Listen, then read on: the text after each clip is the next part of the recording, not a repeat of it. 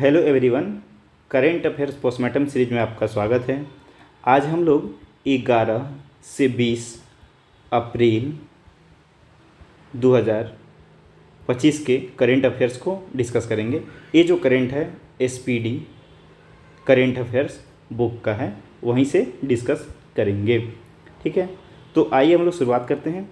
सबसे पहला क्वेश्चन है कि कहाँ की बायोटेक फर्म ने डायर वुल्फ के पुनर्जन्म का दावा किया है। तो ये जो बायोटेक जो फर्म है ये अमेरिका का है, इसने दावा किया है ये डायर वुल्फ के पुनर्जन्म का। अब समझते हैं कि ये डायर वुल्फ क्या है। डायर वुल्फ जो है एक भेड़िया की प्रजाति है। ठीक है, ये भेड़िया की प्रजाति समाप्त हो गई थी, लेकिन जो ये कंपनी है, कंपनी ने कहा है कि हम इसको आनुवांशिक तकनीक का प्रयोग करके फिर से इसका पुनर्जन्म करा देंगे। ठीक है, इसलिए ये चर्चा में रहा है। अगला क्वेश्चन है कि किसे राष्ट्रीय समुद्री वरुण पुरस्कार से सम्मानित किया गया है। तो राजेश उन्नी जी को सम्मानित किया गया है। अब बात करते हैं राष्ट्रीय समुद्री वरुण पुरस्कार किस लिए दिया जाता है। तो यदि आप भारत में, ये भारत का पुरस्कार है, भारत में समुद्र के क्षेत्र में कोई असाधारण काम करते हैं, ठीक है, अनोखा काम करते हैं, तो आपको ये पुरस्कार दिया जाएगा। यही पुरस्कार राजेश उन्नी जी को दिया गया है, इसलिए ये आपको ध्यान रखना है। अगला क्वेश्चन है कि किस राज्य के पुलिस पोर्टल को पुलिस सुरक्षा श्रेणी में आपका स्कॉच पुरस्कार दिया गया है।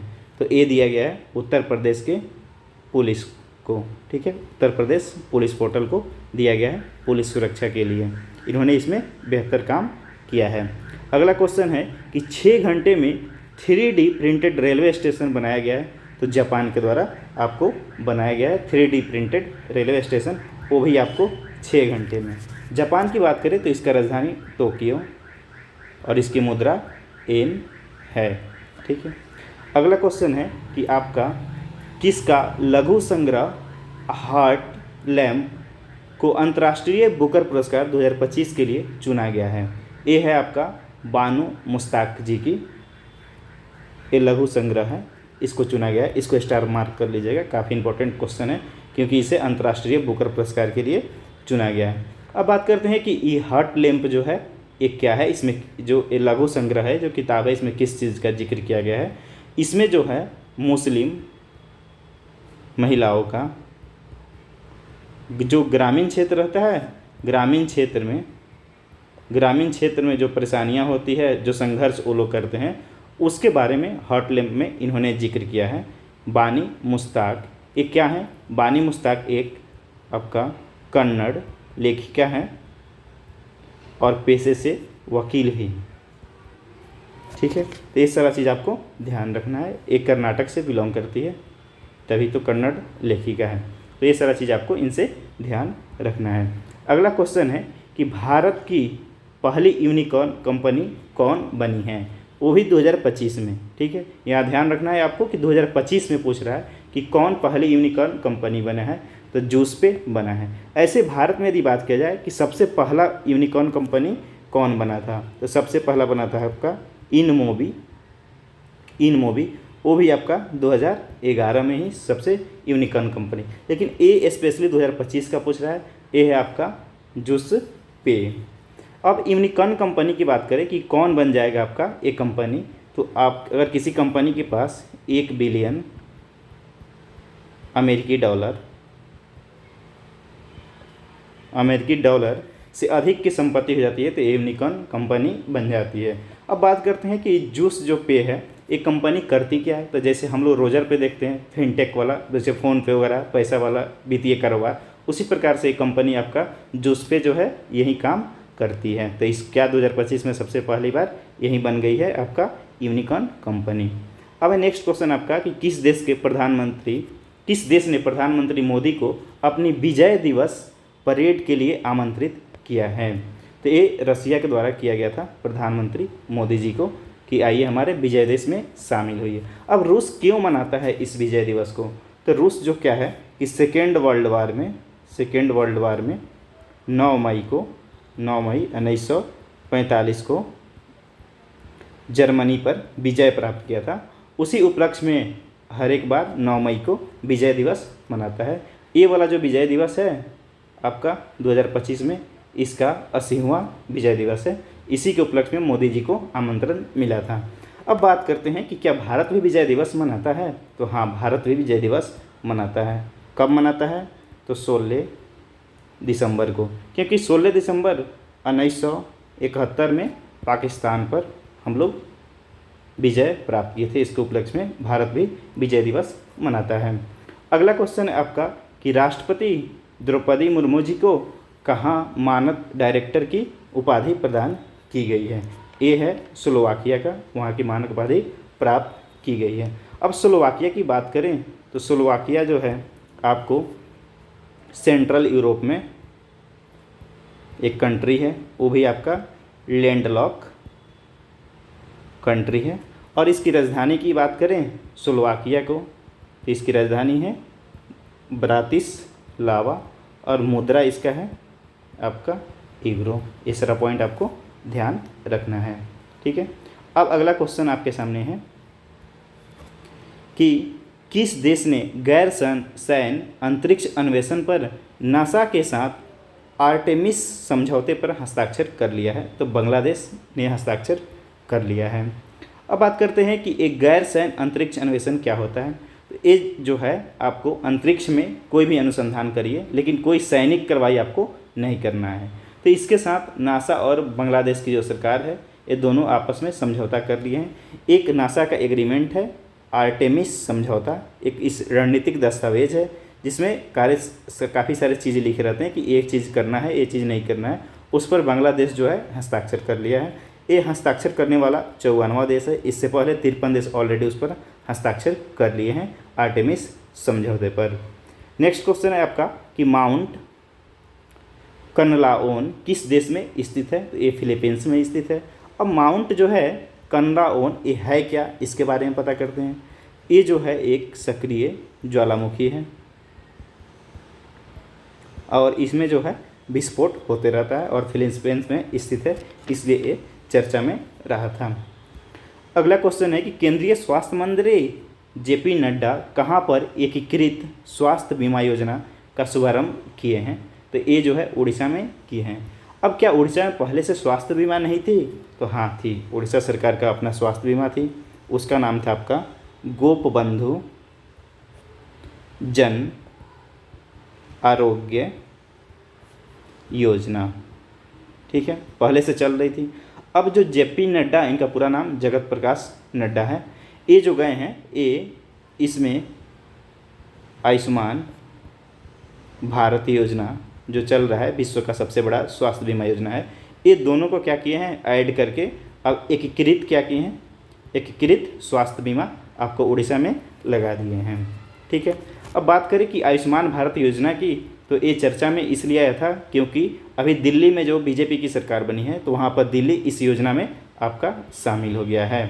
क्या भारत में ऐसा भी कोई राज्य है जो आयुष्मान भारत योजना में शामिल नहीं है? तो हाँ, पश्चिम बंगाल, ममता बनर्जी जी की जो सरकार है, पश्चिम बंगाल अभी तक इसमें शामिल नहीं हुआ है। दिल्ली शामिल होने वाला 35वां राज्य बन गया था।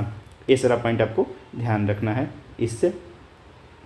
अगला क्वेश्चन आपके सामने है कि खुबानी उत्सव 2025 का आयोजन कहाँ किया गया है? तो खुबानी उत्सव 2025 का आयोजन जो है वो आपको लद्दाख में किया गया है। अब खुबानी उत्सव में क्या होता है, इसको बात कर लेते हैं। तो खुबानी उत्सव में जो लद्दाख का आपका पारंपरिक समृद्धि और संस्कृति जो होता है, इसका प्रदर्शन किया जाता है खुबानी उत्सव में, और लद्दाख में होता है। लद्दाख में कहाँ? तो लद्दाख में आपको कारगिल ज़िले में, बेसिकली कारगिल ज़िले में मुख्य रूप से होता है। ये सर आपको ध्यान रखना है। अगला क्वेश्चन है कि ISSF विश्व कप 2025 में कौन पदक तालिका में शीर्ष स्थान पर रहा है? तो चाइना रहा है, और दूसरा स्थान आपका जो है भारत को मिला है, ठीक है, इस पदक तालिका में। अब बात करते हैं कि ये जो है मैच ISSF, जिसका फुल फॉर्म होता है इंटरनेशनल शूटिंग स्पोर्ट फेडरेशन, ये मैच हुआ कहाँ है, इस जगह आपको ध्यान रखना है। तो ये हुआ है आपका टीना की राजधानी जो है ब्यूनस आयर्स, ठीक है। ब्यूनस आयर्स में ये मैच हुआ है। इसमें जो है चाइना एक स्थान पे आया था और भारत जो है सेकेंड स्थान पे आया है। भारत कितना पदक जीता है, तो भारत कुल 8 पदक जीता है, जिसमें से 4 गोल्ड है, 2 सिल्वर है और 2 आपका ब्रॉन्ज है, ठीक है। भारत कुल 8 पदक जीता है। अब अगला क्वेश्चन है आपके सामने कि ISA के साथ भागीदारी के रूप CPF पर हस्ताक्षर करने वाला पहला अफ्रीकी देश कौन बन गया है, तो मॉरिशस बन गया है, ठीक है। अब ISA क्या है, तो इसका पूरा फुल फॉर्म है आपका इंटरनेशनल सोलर अलायंस, जिसको हिंदी में बोलते हैं हम लोग अंतर्राष्ट्रीय सौर गठबंधन, ठीक है। अंतर्राष्ट्रीय सौर गठबंधन जो है इसका गठन कैसे हुआ था, तो 2015 में पेरिस सम्मेलन के दौरान, जहां COP21 के सदस्य शामिल थे, इसके दौरान आपको भारत प्लस फ्रांस दोनों मिलकर ये अंतर्राष्ट्रीय सौर गठबंधन को शुरू किया था। और इसका हेडक्वार्टर बात करें तो गुरुग्राम हरियाणा में स्थित है, ठीक है। ये हो गया आपका ISA के बारे में। अब बात करते हैं कि ISA के साथ जो समझौता किया है आपका भागीदारी की रूपरेखा के लिए CPF पर हस्ताक्षर करने वाला पहला अफ्रीकी देश बना है मॉरिशस। ये CPF क्या है इसके बारे में समझ लेते हैं। इसका फुल फॉर्म होता है कंट्री पार्टनरशिप फ्रेमवर्क, हिंदी में इसको बोलते हैं देश साझेदारी ढांचा, ठीक है। इसमें क्या होता है कि एक रणनीतिक दस्तावेज होता है जिसमें बताया जाता है कि ये चीज़ आपको करना है, ये चीज़ नहीं करना है, तो उस पर हस्ताक्षर करने वाला जो है अफ्रीकी देश, पहला अफ्रीकी देश मॉरिशस बन गया है। इसके पहले ऑलरेडी 3 देश शामिल हो चुके हैं, ये चौथा देश जो है वो आपको हस्ताक्षर किया है, लेकिन अफ्रीका का ये जो है ये पहला है, ठीक है। सौर ऊर्जा के क्षेत्र में जो है ये सोलर अलायंस का मकसद होता है कि सौर ऊर्जा को बढ़ावा देना। सौर ऊर्जा के क्षेत्र में टारगेट है कि 2030 तक 1 ट्रिलियन डॉलर धनराशि इकट्ठा की जाए, जुटाया जाए सौर ऊर्जा के क्षेत्र में। इस सरकार का लक्ष्य है, जो ISA इसका टारगेट है, ये भी आपको ध्यान रखना है। अगला क्वेश्चन है आपके साथ कि IPL के इतिहास में 1000 चौके छक्के लगाने वाले पहले खिलाड़ी कौन बन गए हैं, तो ये बन गए हैं विराट कोहली, ठीक है। 1000 इन्होंने चौके छक्के जड़ दिया है। इसके साथ साथ IPL बंगलुरु की तरफ से एक खेलते हैं और पहली बार बंगलुरु टीम को, ठीक है, RCB रॉयल चैलेंजर्स बंगलुरु को पहली बार जिताए हैं और किसको हराए थे, पंजाब को हराए थे 6 रनों से, ठीक है। इसके साथ साथ कुछ और इनका चर्चा में ये रहे हैं। पहला कि T20 में अर्धशतक, इन्होंने T20 में 100 अर्धशतक लगाया है, इसलिए ये चर्चा में रहे थे। इसके साथ साथ T20 में 13,000 रन बनाने वाले पहले खिलाड़ी बन गए हैं, 13,000 रन बनाने वाले पहले खिलाड़ी बन गए हैं, इसलिए विराट कोहली चर्चा में थे। एक और था कि टेस्ट क्रिकेट जो होता है इससे इन्होंने संन्यास की घोषणा कर दी है, इसके लिए भी चर्चा में है। और 300 वनडे मैच खेलने वाले ये 7वें खिलाड़ी बन गए हैं। पहला खिलाड़ी कौन थे, तो सचिन तेंदुलकर थे, तो इसके लिए भी ये चर्चा में आए थे। अब अगला क्वेश्चन है आपके साथ कि महिला सुरक्षा और सशक्तिकरण पर स्त्री शिखर सम्मेलन 2025 की मेज़बानी कौन करेगा, तो ये हो रहा है आपका हैदराबाद में। हैदराबाद की एक काउंसिल है जिसका नाम है हैदराबाद सिटी सिक्योरिटी काउंसिल, इसके द्वारा इसका आयोजन किया गया है स्त्री शिखर सम्मेलन। इसमें क्या होगा, महिलाओं के सुरक्षा और सशक्तिकरण का जो है उसको बढ़ावा दिया जाएगा। अब अगला क्वेश्चन आपके सामने है कि किसने डिजिटल भुगतान में क्रांति लाने के लिए turbo UPI plug in launch किया है, तो ये रोजर पे के द्वारा किया गया है।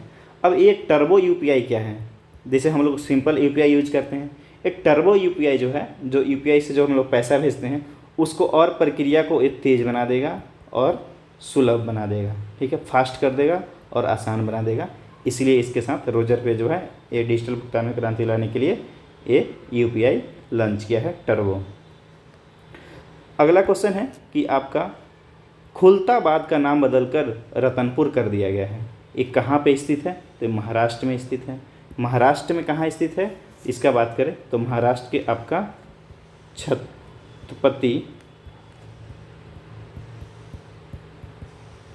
छत्रपति संभाजीनगर जिले में ये आपका खुलताबाद स्थित है।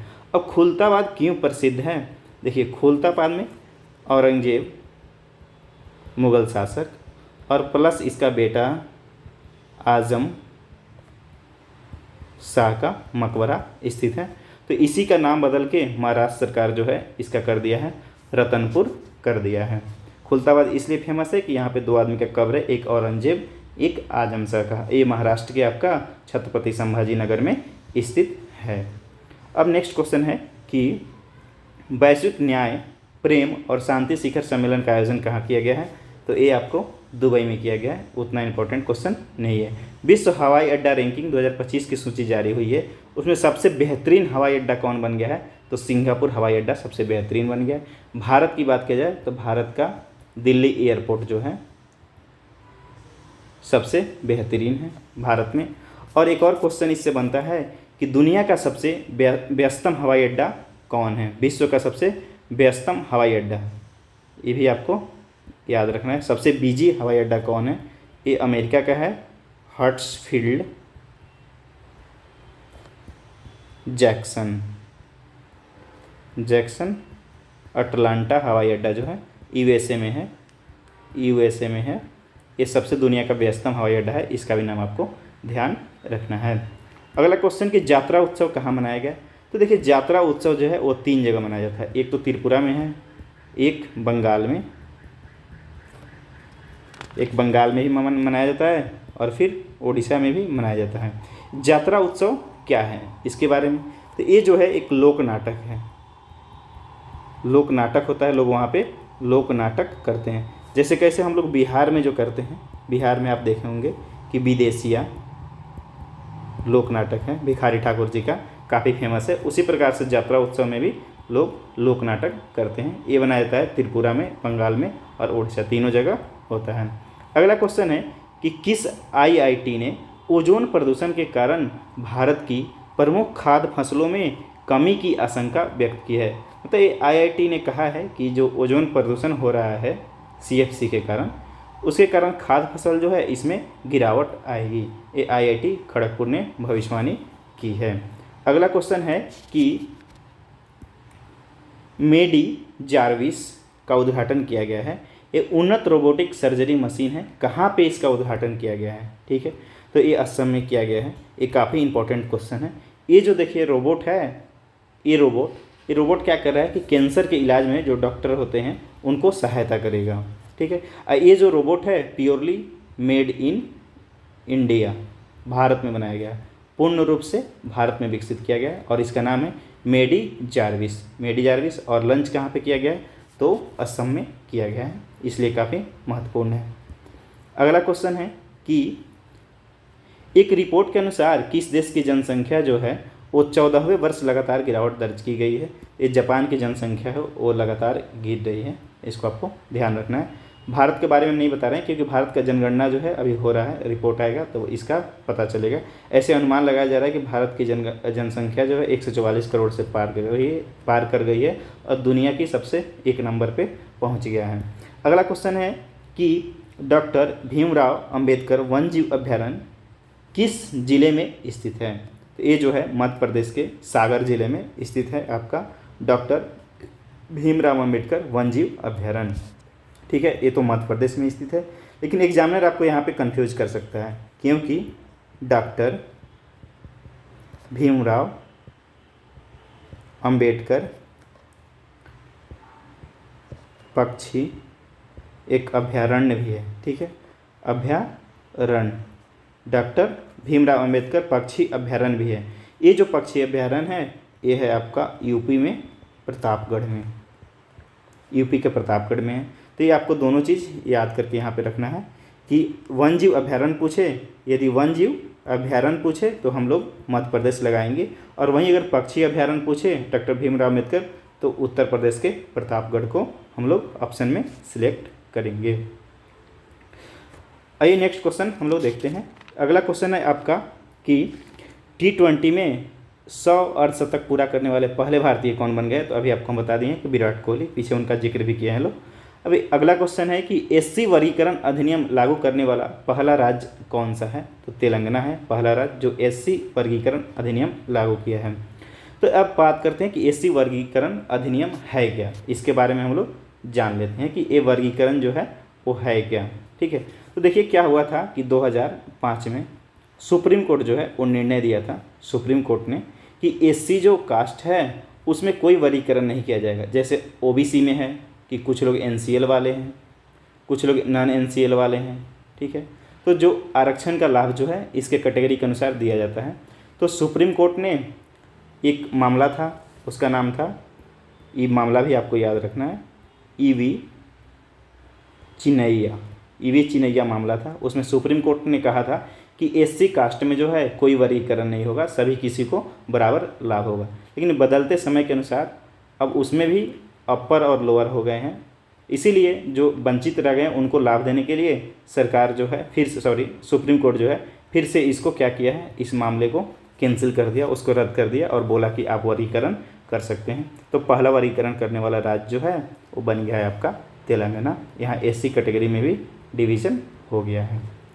अगला क्वेश्चन है आपका कि किस राज्य सरकार ने भू भारती अधिनियम और भू भारती भूमि पोर्टल का शुभारंभ किया है। तो तेलंगाना सरकार के द्वारा किया गया है। इसमें क्या होगा, तो जो भूमि का रिकॉर्ड होता है, भूमि का रिकॉर्ड उसको ऑनलाइन करेगा, उसके बाद उसका प्रबंधन जो है अच्छे तरीक़ा से होगा और उसमें पारदर्शिता लाया जाएगा। ठीक है, बिहार सरकार भी काम कर रही है। नेक्स्ट क्वेश्चन है आपका कि मोंटे कार्लो मास्टर्स 2025 टाइटल्स किसने जीता है। तो कार्लेस अल्कराज जी ने जीत लिया है। कार्लेस अल्कराज जी की बात करें तो ये स्पेन के खिलाड़ी हैं और ये टेनिस खेलते हैं, काफ़ी चर्चित हैं और अभी के डेट में ये वर्ल्ड में दूसरे स्थान पर टेनिस के क्षेत्र में चल रहे हैं। ये क्वेश्चन उतना इंपॉर्टेंट नहीं है, आपको केवल बस जो 4 ग्रैंड स्लैम होता है उसको ध्यान रखना है, ये सबको ध्यान नहीं रखना है। अब कह रहा है कि वर्चुअल दलित साहित्य पुरस्कार से किसे सम्मानित किया गया है। तो P शिवकामी जी को सम्मानित किया गया है। इन्होंने क्या काम किया है जो इनको ये पुरस्कार दिया गया। तो ये जो है साहित्य और सामाजिक सेवा के क्षेत्र में काफ़ी महत्वपूर्ण योगदान दिए हैं, इसलिए इनको ये पुरस्कार दिया गया है। अब है कि 78वां स्थापना दिवस किस राज्य ने मनाया है। तो हिमाचल प्रदेश ने अपना 78वां स्थापना दिवस मना लिया है। अब हिमाचल प्रदेश को याद करने के लिए इसका स्थापना ही याद कर लेते हैं। ठीक है, तो इसका स्थापना जो है 25 जनवरी 1971 को हुआ था हिमाचल प्रदेश का। तो क्या 1971 में और सारे स्टेट का भी स्थापना हुआ था। तो हाँ, ये जो था 18वां आपका राज्य बना था हिमाचल प्रदेश 25 जनवरी 1971 को। 1971 में जो है 21 जनवरी 1971 को 3 राज्य का और गठन हुआ था, उसका नाम है मणिपुर, मेघालय और त्रिपुरा। ठीक है, मणिपुर, मेघालय, त्रिपुरा ये भी बना था आपका 1971 में 21 जनवरी को, तो इसलिए इसको भी याद रखना है। मकाऊ कॉमेडी फेस्टिवल 2025 में किससे सम्मानित किया गया। तो आमिर खान जी को सम्मानित किया गया। इनको कौन सा पुरस्कार दिया गया था। तो मास्टर ह्यूमर अवार्ड से सम्मानित किया गया। उतना इंपॉर्टेंट क्वेश्चन नहीं है। Correct, ICC player of the month किसे चुना गया। ये हर एक मंथ चुना जाता है, इसको नहीं पढ़ना है। वो कह रहा है किस राज्य ने छतों पर सौर ऊर्जा को बढ़ावा देने के लिए सौर मिशन की शुरुआत की है। तो नागालैंड सरकार ने सौर मिशन की शुरुआत की है। इसमें क्या किया जाएगा, जो आवासीय छत होते हैं, जैसे मान लीजिए उसका हाई कोर्ट हो गया, पंचायत भवन हो गया, सरकारी स्कूल हो गया, ये सब के ऊपर आपका सोलर प्लेट लगाए जाएंगे, जैसे बिहार सरकार कर रहा है। तो यही काम नागालैंड सरकार भी शुरू किया है सौर मिशन के तहत। अब बात करते हैं कि पूछ रहा है कि ब्रिक्स कृषि मंत्रियों का बैठक कहाँ हुआ है। तो ब्राज़ील में हुआ है। इसको आपको ध्यान नहीं रखना है, आपको सिर्फ ब्रिक्स का जो बैठक होता है उसको ध्यान में रखना है। अभी ब्रिक्स का जो है, ये तो कृषि मंत्री का 15वां है, अभी ब्रिक्स का जो ओरिजिनल बैठक है वो हो रहा है 17वां बैठक। कहाँ हो रहा है? तो रियो डी जनेरी, ठीक है, रियो डी जनेरियो में हो रहा है, ब्राज़ील, ठीक है, ब्राज़ील के रियो डी जनेरियो शहर में हो रहा है। और ब्रिक्स की बात करें तो इसका हेडक्वार्टर कहाँ है? आपका संघाई में है। संघाई कहाँ पड़ता है? चीन में। ब्रिक्स में अभी टोटल कुल आपको 11 मेंबर हो गए हैं, पहले से ऑलरेडी, जैसे ब्राज़ील, रसिया, इंडिया, चाइना, साउथ अफ्रीका था, और 6 मेंबर इधर जुटे हैं, जिसमें से सबसे लेटेस्ट आपका इंडोनेशिया है, ठीक है, इंडोनेशिया है, ये भी आपको ध्यान में रखना है। अगर अगला है कि जीरो पॉवर्टी मिशन का नाम बदलकर डॉक्टर भीमराव अंबेडकर के नाम पर रखने की घोषणा किया है। कौन सरकार? तो उत्तर प्रदेश सरकार के द्वारा किया गया है। इसके साथ साथ आपको ये भी याद रखना है कि SDG जो होता है उसका पहला लक्ष्य जो है वही पूर्ण रूप से आपका गरीबी का उन्मूलन है। कब तक? तो 2030 तक। किस IIT ने सेमीकंडक्टर रिसर्च को बढ़ावा देने के लिए माइक्रो टेक्नोलॉजी के साथ साझेदारी की है? तो IIT दिल्ली ने किया है। इसमें क्या करेगा? जो सेमीकंडक्टर से बनने वाले जो चीज़ हैं उसको क्या होगा? और बढ़ावा दिया जाएगा। अब है कि रक्षा साहित्य महोत्सव, रक्षा साहित्य महोत्सव कलम और कवच 2.0 का आयोजन कहाँ पे किया गया है? तो ये नई दिल्ली में किया गया है। इसमें क्या होता है? रक्षा साहित्य में आपको जो रक्षा तकनीकी होता है, रक्षा प्रौद्योगिकी, उसको बढ़ावा दिया जाएगा इस सम्मेलन में। रक्षा प्रौद्योगिकी को बढ़ावा दिया जाएगा, इसका सम्मेलन नई दिल्ली में हुआ है, आपको ध्यान रखना है। उसके बाद है कि 15वीं हॉकी इंडिया सीनियर पुरुष राष्ट्रीय चैंपियनशिप का खिताब किसने जीता है? तो पंजाब ने जीत लिया है। किसको हराया था? तो मध्य प्रदेश को हराया है। 52वां मुख्य न्यायाधीश कौन बन गए हैं? तो जस्टिस BR गगोई जी आपके 52वां मुख्य न्यायाधीश बन गए हैं। और ये दूसरे क्या हैं? दलित मुख्य न्यायाधीश है अभी तक के इतिहास में। यदि बात की जाए कि फर्स्ट दलित कौन थे? फर्स्ट दलित कौन थे? ये थे आपका KG बालाकृष्णन, ठीक है, KG बालाकृष्णन पहले दलित थे, ये हो गए दूसरे दलित। अब 53वां जो है मुख्य न्यायाधीश कौन बनेंगे अभी भविष्य में? तो ये घोषणा हुआ है कि सूर्यकांत शर्मा जी 53वां मुख्य न्यायाधीश बनेंगे, इनको भी ध्यान में रखना है। अगला क्वेश्चन है आपका कि भारत और उज्बेकिस्तान के बीच एक सैन्य अभ्यास होता है जिसका नाम है आपका डस्टलिक, का आयोजन कहाँ पे किया गया है?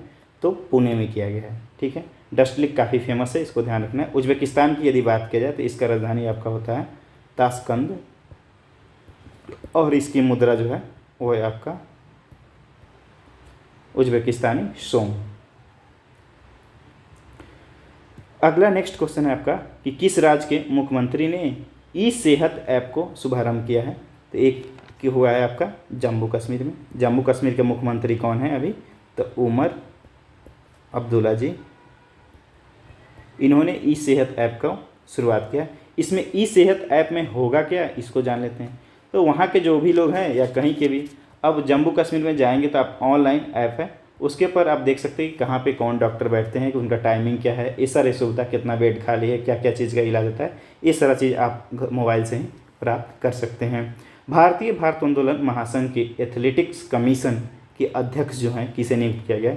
तो मीरा चानवाई जी को नियुक्त किया गया है। काफ़ी मशहूर खिलाड़ी रह चुकी हैं। इनका जो है मणिपुर से बिलोंग करती है, मणिपुर के इम्फाल से। और इनको 2018 में आपको राजीव गांधी खेल रत्न पुरस्कार भी दिया गया है, जिसका नाम बदलकर अभी कर दिया गया है मेजर ध्यानचंद पुरस्कार, ठीक है। खेल के क्षेत्र में सबसे बड़ा पुरस्कार इसको माना जाता है वर्तमान में। मेजर ध्यानचंद पुरस्कार को ये मिल चुका है मीराबाई चानू जी को। अब है नेक्स्ट क्वेश्चन कि लीजेंड्स ऑफ इंडोस्कोपी पुरस्कार मिला है, किसको मिला है? डी नागेश्वर रेड्डी जी को मिला है। अब इसमें क्या होता है? तो इसमें जो होता है इंडोस्कोपी के क्षेत्र में यदि आप विकास का काम करिएगा तो ये पुरस्कार आपको दिया जाता है। ये उतना इंपॉर्टेंट क्वेश्चन नहीं है। उसके बाद कह रहा है कि 3 लैंग्वेज पॉलिसी लागू करने वाला पहला राज्य कौन बन गया है? ठीक है, तो ये बन गया आपका महाराष्ट्र। अब 3 लैंग्वेज पॉलिसी क्या है? तो जो नई शिक्षा नीति आई है नई शिक्षा नीति 2020। तो इसमें सरकार जो है प्रावधान किया है कि हर एक स्टेट में 3 शिक्षा का माध्यम रहेगा। एक, बच्चों को उसके मातृभाषा में शिक्षा दी जाएगी। दूसरा, हिंदी सीखना अनिवार्य है। और तीसरा, एक विदेशी भाषा कोई भी हो जिसमें वो पढ़ सकता है। तो 3 भाषा है। तो यही आपका 3 लैंग्वेज पॉलिसी, इसको लागू करने वाला पहला राज्य महाराष्ट्र बन गया है। अगला क्वेश्चन है कि भारतीय नौसेना में मेघायन 25 के तीसरे संस्करण का मेज़बानी कहाँ किया गया है? तो ये नई दिल्ली में किया गया है और ना इम्पोर्टेंट क्वेश्चन नहीं है। अगला क्वेश्चन है कि ट्रेन जो है किस बैंक ने ट्रेन पंचवटी एक्सप्रेस में अपना एटीएम लगा दिया है? तो बैंक ऑफ महाराष्ट्र जो है इसमें आपका एटीएम लगा दिया है। एटीएम की सुविधा आपको ट्रेन में ही दे दिया गया है। लगातार चौथे साल भारत का सबसे बड़ा व्यापारिक साझेदार जो है वो कौन बन गया है? तो ये अमेरिका है। चौथे साल सबसे ज़्यादा व्यापार जो हम लोग का द्विपक्षीय व्यापार होता है वो किसके साथ होता है? अमेरिका के साथ होता है। और डॉलर था लेकिन हमने नोट डाउन किया क्योंकि उसको याद करने से फ़ायदा नहीं है। अब नेक्स्ट क्वेश्चन आप देखते हैं।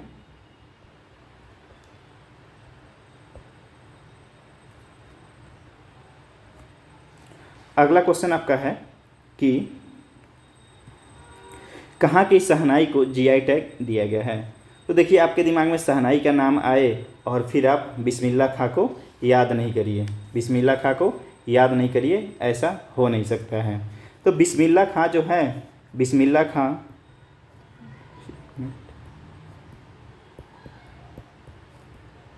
खां ये बनारस के थे, ठीक है। इसीलिए बनारस का है शहनाई, उसको जीआई टैग मिला है। इसके साथ साथ आपको बनारसी शहनाई और बनारसी तबला दोनों को जीआई टैग मिला है, उत्तर प्रदेश का है, ठीक है।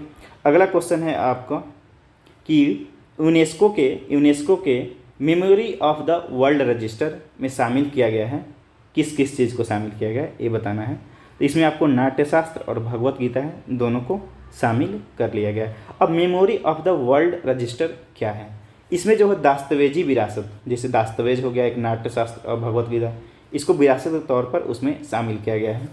नाट्यशास्त्र की लेखक की बात किया जाए तो इनके लेखक है आपका भरत मुनि, ठीक है। भगवत गीता इसके लेखक हैं वेद व्यास।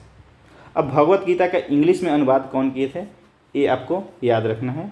ये था आपका चार्ल्स विल्किंस, ठीक है। इनके द्वारा इंग्लिश में अनुवाद किया गया था, कई बार एग्जाम में पूछा गया है इसलिए बता दिए।